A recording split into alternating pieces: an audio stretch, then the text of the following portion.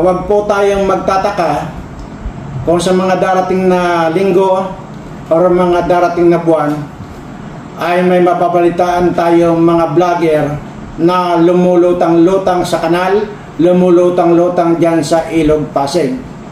Dahil initial na napag-alaman natin ay yung sigurado na 3 vlogger yan na mauuna. At marami pa po yan. At mamaya-maya lamang po ay ipapanood ko sa inyo iyon pong vlog ni Maharlika na kung saan ay talaga namang hindi nagmimintis itong kanyang mga puting ahas. Ayan. At maliban nga po dyan, doon din sa atin din na pag-alaman, hindi lamang po yan 3 vlogger na mauuna na yan, marami pa po yan. At kung po yan, lahat daw ng mga vlogger na kumukontra sa mga bangag na ito ay tiyak na raw na mag-aabi Maria. See? Dahil gusto nila ngayon, ipunin na lahat ito, mga vlogger na mga kumukontra sa kanila, at para minsanan na lang daw na wala na magsasalita laban sa kanila, wala na magsasalita ang bangag. Tangina nyo, mamatay na kayong mga bangag kayo, mga hayop kayo. Dito kaya, unahin nyo na kayang puntahan itong lugar ko. Nandito lang ako. Dito lang ako sa Mindoro. Unahin nyo na kayo dito. Dito na kayo unang pumunta muna. Na makita nyo yung mga hinahanap nyo, yung mga hayop kayo. Hinahamon ko kayong lahat. Bakit pa dadaanin nyo sa mga ganyan-ganyan? Hindi na lang kaya, hindi ba't mas maganda, suggestion ko lang ito, hindi ba't mas maganda na itong mga nagpaplano at saka yung gagawa ng mga ganyang karumal-dumal na gawain na yan, hindi kaya mas maganda kung dyan na lang tayo sa Lunita magkita? Naghahamon ako rito sa mga putang inang to. Kung gusto nila ng gurguran, ay di gurguran. Patayan lang pala yung gusto ninyo eh. Huwag niyong dadaanin sa taraiduran. O kahit na magpapataraidor ako diyan sa Lunita, sige, tatalikod na lang ako. Tapos rat-ratin nyo na lang ako. Ganun na lang. Yun ang hamon ko sa inyo. Ngayon, pagka hindi tumagos yung bala na pangbabaril nyo sa akin, ako ang lilipol sa inyo, mga hayop kayo. Ganun ang plano nitong bangag na administrasyon ito. Nakakapangilabot ang ito. O di kaya, kung gusto nyo naman ang taraiduran, edi puntahan nyo nga ako dito. Dito mismo ako sa mag-asawang Tulay sila Lisap. Ayan. Dito mismo. Nandito ako. Magpasabi kayo, antayin ko kayo. Kasi kung hindi kayo magpapasabi, ay doon pa lang, sa unang gate pa lang, hindi na kayo makakapasok dito. Maniwala kayo sa akin. Kaya, mas maganda magpasabi kayo kung pupunta kayo rito sa akin. Kasi tiyak yan, hindi kayo makakapasok dito. Kahit pa dalhin lahat ito yung mga alipuris niya. Yung lahat ng mga dinala dyan sa QOGC, dalhin na rin niya dito. Sige nga. Makita ninyo kung papaano kayong humapay ng mga hayop kayo. Taraidor mga ito. Katagal-tagal ko na naghahamon dito ng patayan. Ito na lang ang paninyo para mas masaya, hindi ba? Diyan sa Lunita nga eh. Wala akong dadaling baril. Kayo, dalhin nyo na lahat yung mga kanyon ninyo. I-ready nyo na dyan yung mga kanyon ninyo, ang Armalite, mga kung ano-ano pa dyan na mga high-powered na firearms ninyo, dalhin nyo na. Tapos sisipot ako dyan. I-ready nyo na yan. Wala akong dadalhin. Alam niyo dadalhin ko lang? Ha?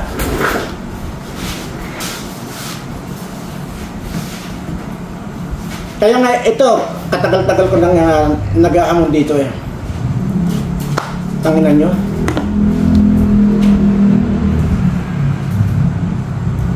Lahat ng klaseng baril, dalhin nyo na. Kahit na ilan pa kayo, kahit na 10 batalyon pa kayo. Tapos babarilin nyo, wala akong dalang baril. Ang dadalhin ko lang ay, hindi na, ayaw ko na pong ipakita ito. Tangin ang mga bangag na ito. Katagal-tagal ko na naghahamon dito. Ano yung traidoran? Papatayin nyo lahat ng mga vlogger na ayaw lang umayon sa kagustuhan ninyo. Ano yan? Anong gagawin namin? Sasabihin namin, ay, hindi bangag itong siya presidente. Oo. At hindi rin naman butod itong si First Lady. Aba naman! Ganun ba ang gusto niyo mangyari? O di sige. Nako, mga kababayan. Sa totoo lang,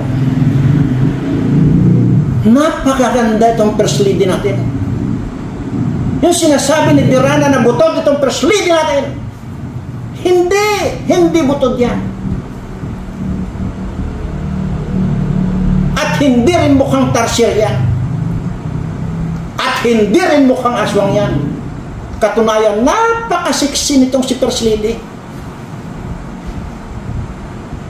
Itong si Presidente, nako, kalokohan yung binibintang nyo sa kanya na sumisinghot. Hindi sumisinghot yan si Presidente. Nako, ang bait-bait yan. Hindi sumisinghot yan. Humihigop lang. Yan ang gusto nyong mangyari. Tratado kayo. Sasabihin ko, hindi butod yung asawa mo, ay kitang-kita yung pagkabutod. Nandyan lahat nakasiksik yung mga inismagler niya, smuggling niya. Ano yan? Ano ito, takutan? Ipadala mo na lahat yung mga tao ni Torre dito sa amin. Dito sa lugar ko. Padala mo lahat. Tapos hukayin niya itong kuiba ko rito.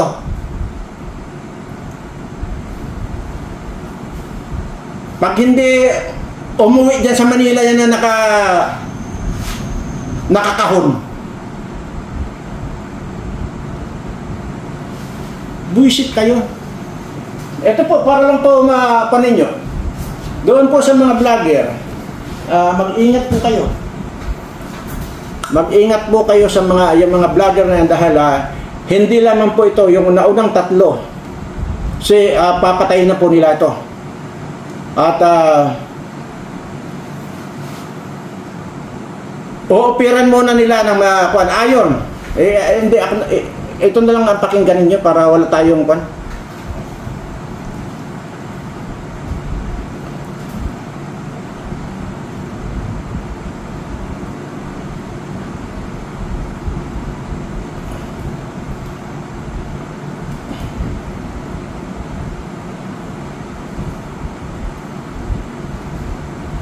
taong bayan o yung mga babaliktad, okay?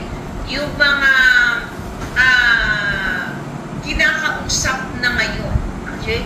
Kinakausap na ngayon ng mga bangag kasi ang taas ang target ng mga bangag. Although last year pa lang sinabi ko na sa inyo natatarget din si Duterte, si Ibaloy, si Maharlika at ang mga vloggers at true enough talagang tinarget tayo. Pero ito'y patuti ng patuti. Okay? So, binamalaan natin, maaaring sa pagsiwalat natin ngayon, baka mailigtas ang buhay ng mga vlogger o vloggers. Okay? Dahil napag-alaman ko, mga kababayan, dire-diretso na tayo, wala nang patumpik-tumpik pa, na sa ngayon may mga kinakausap na mga vloggers ang bangag na administrasyon para umayon sa kanila o magbalik loob sa kanila at gugurgurin. This is not like gurgur lang. Literal na gugurgurin at ibibintang sa mga maiso o maaari sa mga Duterte. Tandaan ninyo. Okay? Dapat hindi natin to i-vlog. I was thinking, baka matakot yung mga hitad. Okay? So, nakarating sa atin na information. Ito ay galing sa ating puting asa sa gobyerno. Actually, I talked to 3 people today bago ako mag-vlog. Dapat kanina pa ako, kaya lang, ang daming mga information. At isa dito, sa informasyon, sabi sa akin, Marlica, dapat ilabas mo yan. Kasi, baka mapatay na ito, 1, 2, 3 o 4 vloggers, kasi may kinakausap ngayon. Kinakausap talaga nila na bumaliktad para wala ng kritiko. So, ang gagawin, shout out kay Princess Bawi, nandiyan pa siya. So, ang gagawin, ang plano nila, kaya mag-isip-isip yung mga vloggers, not only vloggers, yung mga nagkikriticize ngayon kay Bangag, tapos biglang may lalapit sa inyo na, ano na lang kayo, natagalin ko na ito, wag purihin nyo na si Bangag, ganituhin nyo na, mag-ano na tayo, magbalik loob na kayo kasi ganito, kasi ganyan. Mag-ingat po kayo, mga palangga. Kasi ngayong ito, sabi ko nga, before tayo nag-vlog, ay sinabi sa akin na isa sa plano nila, yung mga dating Duterte supporters, let's say Duterte o whoever, kung ano mang sinuportahan mo, na ikaw ay nag-criticize sa gobyerno ni Bangag, sila ay ilulure yung mga yun, kakausapin, bibigyan ng pera, pang-shopping, pang-abroad, kung ano man ang hiling nila. Then, gugurgurin. 1, 2, 3, 4, 5, I don't know kung ilan ang kaya nila patayin o kailangan nilang gurgurin. At ang kanilang plano, ibibintang sa mga Duterte at ibibintang dun sa mga maisog na, ay kasi yung mga vlogger na yan, Duterte yan eh. Kaso, bumaliktad na kay Puting, kaya pinagurgur ni Duterte o pinagurgur ng mga maisog whoever. Yan ang magiging kalakaran ngayon. Kung pa po ito, mahaba pa po ito, kaya anyway, nasabi naman niya dyan na yun ang plano nila na lahat ng mga kakalaban or hindi sumasang-ayon sa Bangag na ito ay lahat yan papatayin. Yan po ang sinasabi po ni Marlica na literal na gugurgurin. Ibig po sabihin noon na literal na gugurgurin ay literal na papatayin ka talaga. Yan po yan. Ngayon, dahil lamang doon sa pagsasabi mong butod, yung asawa niya ay talaga namang butod. Dahil lamang sa pagsasabi mong walang ginawa to si Bangag na ito, kundi maghigop ng maghigop. Ano sabihin mo? Sabihin mong hindi butod ito nga si butod, ay butod nga. Ano yan? Gagawin mo pang bulag yung mata ko?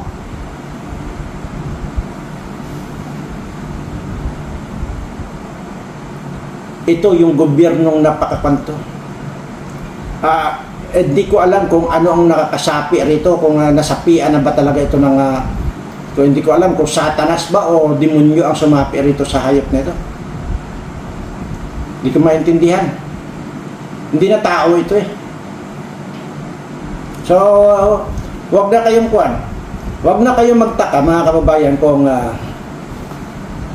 paggising ninyo, yan ang naka-headline na itong vlogger ito natagpo ang lulutang-lutang dito sa Ilog Pasig. Wag na tayong magtaka. Kaya sa inyo naman mga vlogger ay pakaingat kayo. At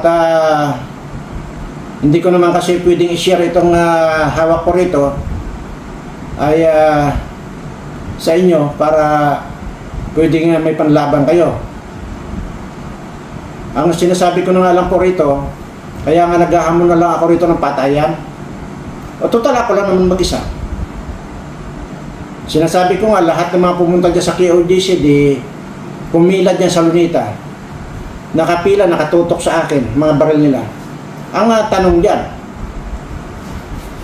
pagka hindi tumagos yung mga balang pangbabaril sa akin, sila ang hahapay diyan.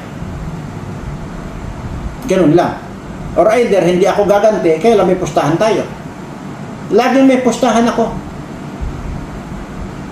Kasi unang-una, gusto kong may pustahan dito para sa ganun naman ay mapakinabangan naman itong mga subscriber ko. Kasi yun lagi ang sinasabi ko eh.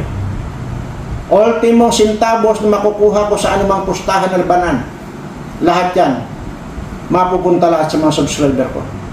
Kaya makikipagpustahan ako. Wala akong dadaling baril. Pwede, nakahubad ako eh. Nakatalikod pa. Tapos rat-ratin na nila ako dyan. Magbabayad to si Bangag na ito. Or either, kung hindi tumalab yung pangbabaril na sa akin, edi may usapan kami na magbigti na lang ito si Bangag na ito. Total, hindi naman tao ito eh. Ganun ang apan ko, ganun na lang ang apan ko, ang kondisyon ko na lang. Bullshit kayo. Sige, tingnan natin. Andito, iniimbita ko kayo rito sa amin, dito sa Mindoro.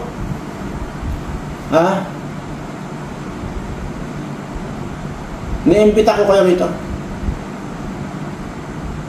Ay lang, magpasabi nga kayo kung pupunta kayo rito. Kasi unang-una, uulitin ko lang, bago pa lang kayo makapasok sa unang gate, baka doon matutudas na kayo. So, pangalawang gate, pagka nalampasan pa ninyo yon, baka nilalagay na kayo doon sa Ataol. Pangatlong gate, baka sinusunog na kayo. Kaya ang ibig ko po sabihin dito, kung talagang gusto nyo, magpasabi muna kayo, para sa ganon ay makalabas muna ako para magkita-kita tayo. Pero para hindi na kayo mamasahe, mapagod, kasi wala namang aeroplano rito na papunta sa amin, mula dyan sa Batangas, magbabarko ng 2.5 hours, tapos dyan sa dadaong sa Kalapan, tapos magdadrive pa yan na at least 2.5 hours to 3 hours pa bago kayo makarating dito sa akin. So ngayon walang ibang sasakyan kayo kundi barko talaga. Isasakay ninyo dyan yung sasakyan ninyo, saka kayo makakarating dito sa akin. So ngayon ay para hindi ka na kayo mapagod, ay di dyan na nga lang tayo sa Lunita. Kung gusto talaga, kung ang hanap niyo patayan, ay di patayan na lang talaga, dyan na lang ako na pupunta. Kahit sino sa inyo. Nang magkaintindihan na tayo kung sino yung lalabas dito ngayon na kwan. Ang sinasabi ko sa inyo, kung patayan ang pag-uusapan natin, kahit 10 batalyon kayo, 10 segundo lang ang ibibigay ko sa inyo, hahapay kayong lahat. Ito ang challenge na kailangan niyong tanggapin. At kailangan niyong mapatunayan sa sarili niyo kung itong sinasabi ko ay totoo. Lahat yan, maging yung mga politikong mga kawatan na yan, sumama na rin kayo para kasama kayo sa paghapay.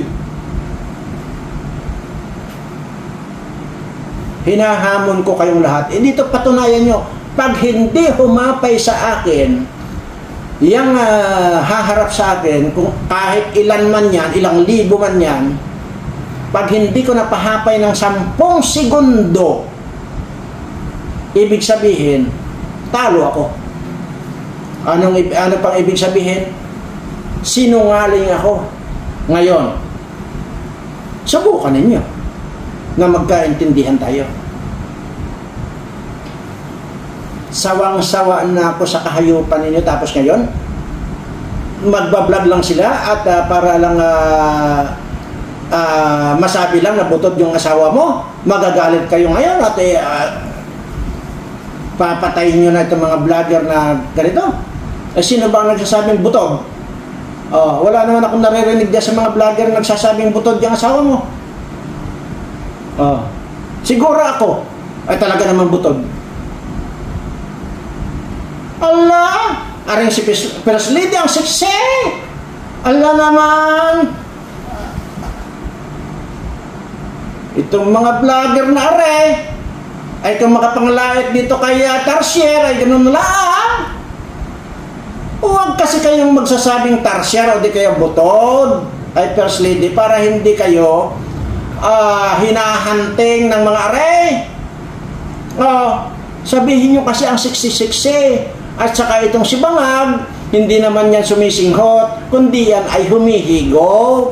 Ayun lang. Ay di kayo tapos na. Hindi na kayo papatayin, di ka?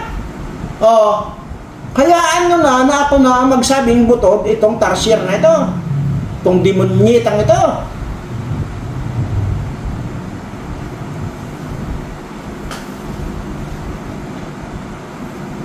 Di ngayon, napatunayan pa ninyo, yung 175 years old, naghahamon pa ng patayan. Dito nyo ngayon, ito nyo na nga ito, share nyo nga, padala nyo na nga itong video ito sa kanila.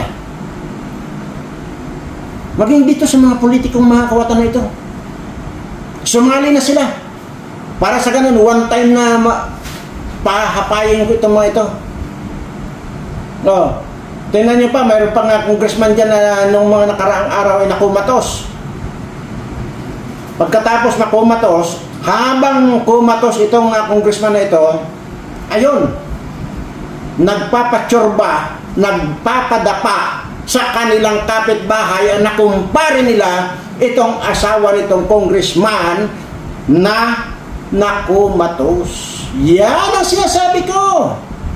Nakaw pa more. Dahil yung iyong ninanakaw, ibinabayad lang dito sa tsumutsurba dyan sa asawa mo. Sinabi ko na yan. Dito to. Sige, nakaw pa kayo nakaw para yung mga sa asawa ninyo may pangbayad dyan sa mga boyfriend nila. Tingnan mo yung politika dyan, governor dyan sa Cebu. Di ka?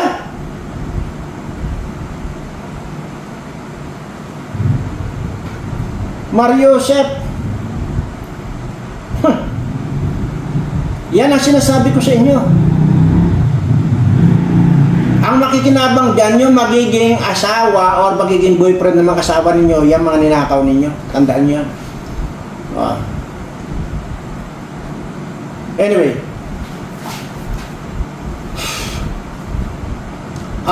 doon pala sa kuwan, sa mga subscriber natin, maraming salamat po. Doon po sa mga bago na idagdag natin at talaga namang kitang-kita ko po yung sa tuwing bubuksan ko yung cellphone, titingnan ko yung cellphone ay marami pong naidadagdag na subscriber. Maraming salamat po doon sa mga nagpapagod na magpa-subscribe. At naman po ang masasabi ko sa inyo. Sinabi ko na at sasabihin ko pa ulit sa inyo. Hindi po masasayang yang mga pagod ninyo na magpa-subscribe sa mga kaibigan ninyo at sa lahat ng mga kamag-anak ninyo. Dahil sinabi ko na po kung ano po yung sinabi ko, hindi ko na po kailangan ulit-ulitin, yun po yun. At yung sinabi ko pong amount ng mapapanalunan natin sa ninyo sa raffle draw, hindi na rin po mababago yun. Baka bagkos dadagdagan ko pa yun. Sinabi ko na po sa inyo, kahit kailan sa buong buhay ko, hindi ko na po kailangan ang pira. Yun po sana ang gusto kong malaman. Ay paalam dito sa mga kawatang mga politikong ito. Sana may kakontintuhan itong mga hayop na ito. Kagaya ko, paulit-ulit ko pong sinasabi, kailanman hindi ko na po kailangan ng pira. So aanhin ko ito. Mamamatay ako within 24 years na lang. Kasi eksaktong 200 years old ako. pagtungtong ng 12 o'clock ng hating gabi, malalabutan na po ako ng hininga, patay na ako. So, ibig sabihin, alam ko po, at doon lang po ako itinakda. Hanggang doon na lang po ako. So, aanin ko pa yan. Yang mga nandito sa akin, kung mayroon man, aanin ko pa yung mga kamote na yan. Nakakasakit na lang ng tiyan yan. Diba? Sawang-sawa na ako sa mga kamote na yan. Ano pang kailangan ko? Wala na akong kailangan sa buhay. Kung pagkain, wala na, natikman ko na po lahat ng mga pagkain. Kaya ngayon, ang mga kinakain ko na, puro talbos-talbos na lang. Kasi natikman ko na po lahat yan. So ngayon, bumalik lang ako doon sa kung ano yung kinain ko dati nung ako ay talaga ng mga walang choice kundi ang kumain ng talbos ng kangkong noon, kasi talagang wala akong masulingan. Gusto ko lang maibsan yung aking kagutuman, kaya naranasan ko po na kumain ng hilaw na talbos ng kangkong. Hindi dahil sa gusto ko lang kumain, kundi talagang wala po akong makain. Gutom na gutom po ako ng time na yun. Sinasabi ko po itong paulit-ulit, kung mayroon man pong patay gutom, kung mayroon man pong hampas lupa, ako na po yun. Dahil lahat ng kahirapan, lahat ng kagutuman ay naranasan ko. Nagbago lang ang buhay ko noong time na mayroon tayong binigyan ng pagkain na kung saan ay yun na lang sana ang kakainin ko, wala ng iba. Pero hindi ko na inintindi yun na wala akong makain. Bagkos ang nasa isip ko lang, mapakain ko yung matandang alam kong gutom na at hirap na. So, hindi ko na po inintindi kung mayroon pa akong makakain sa hapunan na yun. Ganon pa man, hindi po ako nagdalawang isip na ibigay po yung kasasyang pagkain ko na lang. At magmula po noon, doon na po lahat na bago ang buhay ko. Doon na po lahat, lahat na. Ano pa ba ang kailangan ko? Wala na po akong kailangan. Pero hindi po ibig sabihin ito na kung nandito sa akin lahat, ay abroad dito, abroad doon, kung saan-saan, magbibili ng bahay, kung saan-saan abroad. Hindi po. Nahihiya po ako. Maging yung sasakyan ko nga dati. Alam niyo ba ang ginawa ko? Nagpaalam pa ako sa ating Panginoon kung pwede ba akong bumili ng bago kong sasakyan. Pinayagan naman ako. Pinagpaalam ko rin kung pwede bang ibili ko rin ng sasakyan itong aso ko at saka pusa ko. Pinayagan din ako. Kaya tuloy, itong aso ko at saka yung pusa ko, may sarili silang sasakyan. Ito po ay hindi katarantaduhang kwento. Ito hindi po. Hindi po. Kasi makikita naman po. So ngayon, ano pa ba ang kailangan ko sa buhay? Kaya nga ang kailangan ko na lang, ang hinahanap ko na lang dito sa taon pang nalalabi ko dito sa mundong ito, wala akong gagawin kundi ang tumulong na lang sa kapwa ko. Ganun na lang ang ginagawa ko. Matagal ko na pong ginagawa ito. Kaya lang, ito po, itong naisipan ko, dadaanin lang po natin sa raffle. Kaya nga itong pagpapasubscribe ninyo, sinasabi ko po, hindi po masasayang ang inyong pagod. Ayan. At basta po, wala po akong ano pa ba ang mas higit pa doon sa salitang salamat. Kasi kung mayroon pang higit pa doon sa salitang salamat, yun po ang sasabihin ko sa lahat po ng mga subscriber ko na patuloy na naghahanap ng kanilang mga kaibigan, mga kakilala na magpa-subscribe sa channel ko. Dahil sinasabi ko naman po rito,